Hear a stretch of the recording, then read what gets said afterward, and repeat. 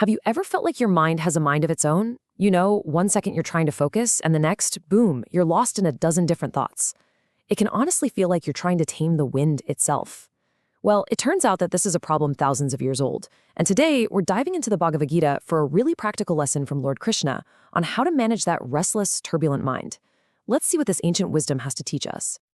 So before we get into the how, let's talk about the why. What's the point of all this? Krishna describes a state of inner peace that's so profound, so stable, that you become pretty much immune to external hardship. Just think about that for a second. A mental fortitude where even the greatest sorrow imaginable can't knock you off balance. That right there, that is the ultimate prize for mastering the mind. All right, section 1, the goal. Krishna calls this perfected state yoga. Now, he's not just talking about the physical poses we might think of. The text defines it as the complete dissociation from all misery. It's this state of supreme happiness that doesn't come from getting something new, but from freeing yourself from all the internal chaos that causes suffering in the first place. And the reward for this practice, it's not just a little bit of calm, it is a total transformation.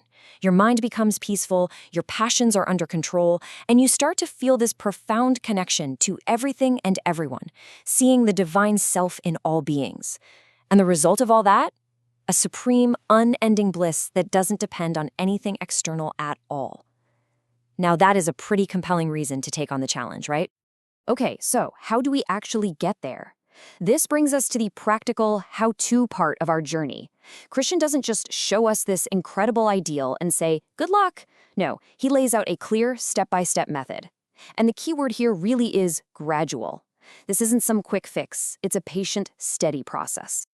So Krishna's method really unfolds in 4 stages. First, you let go of selfish desires. Second, you use your own mind to rein in your senses. Third, and this part is so important, you slowly and steadily bring your focus inward.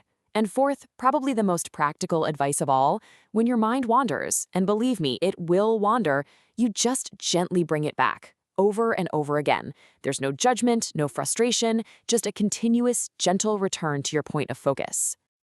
And now, here in section 3, we get to the part that makes this ancient text feel so unbelievably modern.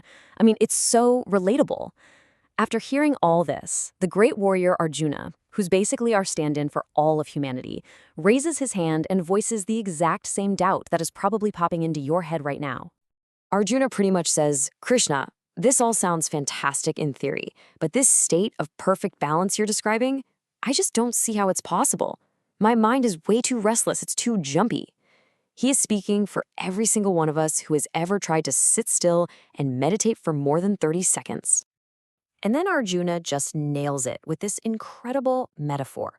He says, trying to control the mind is as difficult as trying to control the wind. Think about that. It's restless, it's turbulent, it's powerful, and it's just plain stubborn. This isn't some minor inconvenience. It's a huge, formidable force. And by saying this, Arjuna validates all of our own struggles, showing us this is a timeless, universal human challenge. So how does Krishna respond to this completely valid complaint? Well, that brings us to section 4, and really, this is the heart of the whole thing. He offers an elegant 2-part solution. It's not a magic trick, but 2 pillars that, when you put them together, can help you achieve the impossible. First, and I absolutely love this, Krishna doesn't just dismiss Arjuna's concern, he agrees. He says, without a doubt, the mind is restless and difficult to control. He completely validates the struggle. But then he adds those 4 crucial words, but it can be controlled. And here's how. Okay, the first pillar is abhyasa, or practice. This is that simple, direct work we just talked about. It's the consistent, persistent, non-judgmental effort of bringing your mind back again and again and again. It's literally like building a muscle in your mind. It's not about never wandering. It's about always returning. The second pillar is vairagya, or detachment. Now, if practice is what you do, detachment is what you let go of. It's all about releasing your cravings for external pleasures and for specific outcomes. And why is that important? Because it's those very cravings and attachments that are constantly pulling your mind away from its center. So practice brings the mind back, and detachment reduces the number of things pulling it away in the first place. Okay, but this leads to one final huge fear, And honestly, this is the thing that often stops us before we even start. What if I try all this and I'm just not good enough? What if I fail? This is our final section, the promise. Arjuna, who is always so practical, asks this follow-up question. He says, "Okay, Krishna, what happens to the person who starts this journey with faith, but whose mind gets the better of them, and they can't reach the goal in this lifetime?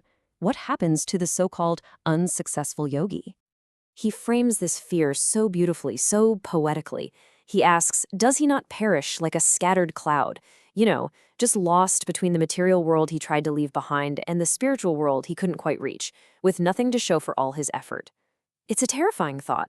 Is all that work just wasted? And Krishna's answer is one of the most reassuring and profound statements in the entire text. He says, "My dear friend, no doer of good ever comes to a bad end." Just let that sink in for a moment. He states with absolute certainty that sincere spiritual effort is never, ever wasted. He then explains that far from perishing, this person is actually reborn into a supportive environment, one that's perfectly suited to help them pick up the journey right where they left off. The takeaway here is so profound. Every single step you take on the path counts. Nothing is ever lost. Your progress is saved. So what this all really comes down to is that the Gita isn't just presenting some lofty, unattainable goal. It's offering a practical method and, maybe more importantly, a profound guarantee. And that guarantee is that no sincere effort, no matter how small or how seemingly unsuccessful, is ever, ever lost. Which really just leaves us with one final question. If that's true, if you literally can't lose, what's one small step you can take today